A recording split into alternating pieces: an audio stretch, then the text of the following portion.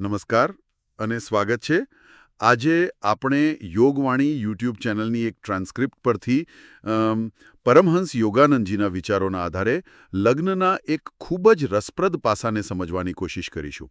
ખાસ કરીને પત્ની, એમના ઉપદેશ મુજબ કેવી રીતે કર્મ અને કૃપા આ બંને હોઈ શકે. આ ખાલી સંબંધોની ચર્ચા નથી, પણ એની પાછળનો જે ગહન આધ્યાત્મિક અર્થ છે ને, એને પકડવાનો પ્રયાસ છે. મને લાગે છે કે આ વિચાર આપણી સંબંધો તરફ જોવાની દ્રષ્ટિ બદલી શકે છે. તો ચાલો આમાં ઊંડા ઉતરીએ. ચોક્કસ. અને શરૂઆત કરીએ યોગાનંદજીના એક મૂળભૂત સિદ્ધાંતથી.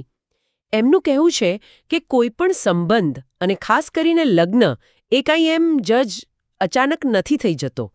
એ આપણા પૂર્વ કર્મોનું એટલે કે ભૂતકાળના કાર્યો અને કદાચ જૂના સંબંધોનું જીવંત પરિણામ છે. ઓહ, એટલે સંયોગ જેવું કાંઈ નહીં. હા, પત્નીનું જીવનમાં આવવું એ જાણે ભૂતકાળમાં આપણે જે બીજ વાવ્યા હતા એનું આ જન્મમાં અંકુર ફૂટવા જેવું છે. અને આ અંકુર વિકાસ માટે, કદાચ કોઈ જૂની ગાંઠ ઉકેલવા માટે અને આત્માના પરિવર્તન માટે એક તક લઈને આવે છે. એમની હાજરીનો કોઈનો કોઈ હેતુ હોય છે. બાપરે!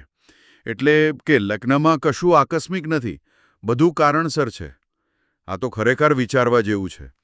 તો શું એમ કહી શકાય કે પત્ની એક આધ્યાત્મિક અરીસા જેવી બની જાય છે? હા, બિલકુલ. જે પતિના અંદરના ગુણો, એની શક્તિઓ અને કદાચ જે વધારે અગત્યનું છે એની નબળાઈઓ એ બધું દેખાડે. બરાબર.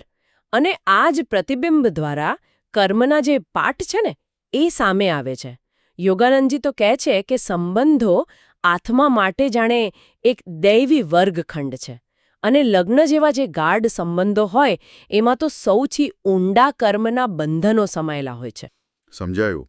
એટલે જે પડકારો આવે છે લગ્નમાં, મતભેદ, ગેરસમજ કે પછી પેલો ગુસ્સો, અહંકાર, હા, એ બધી તીવ્ર ભાવનાત્મક પ્રતિક્રિયાઓ એ માત્ર પ્રોબ્લેમ્સ નથી. ના, યોગાનંદજીની દ્રષ્ટિએ એ તો આત્મિક વિકાસ માટે ખાસ તૈયાર કરાયેલા પાઠ છે. આ બધી તીવ્ર લાગણીઓ સપાટી પર એટલે જ આવે છે કારણ કે હવે આત્મા એનો સામનો કરવા અને એનાથી ઉપર ઉઠવા માટે તૈયાર છે. અચ્છા.